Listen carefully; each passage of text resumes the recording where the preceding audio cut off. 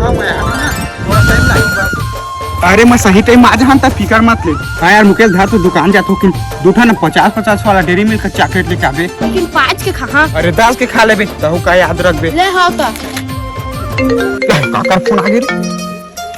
Hello हाँ ये कुछ पूरा जुगाड़ करा था ताकि आ था। कैसा सुमिता में क्या कर रहा था? ये कुछ नहीं कर रहा था यार, ये तो बस बैठे हैं। ले रे भाई बैठे रहा तो रे मजा है। कैसे तुमन कहाँ चल रहा था? कहाँ जहाँ भाई खेत देखे जा था वहाँ।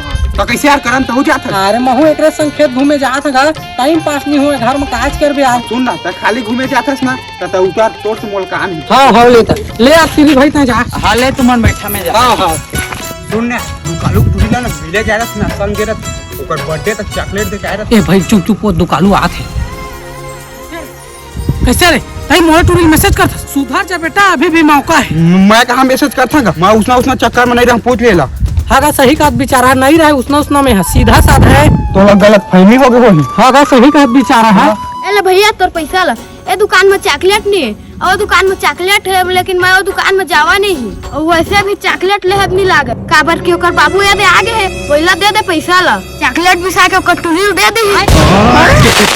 चुप ना रे चुप, ये फंस गया साला पूरा फसात मोला ना यार। बहुत दोगला बाटे की। ठीक तो कहा थे, दे पैसा ला। हाँ दे दे।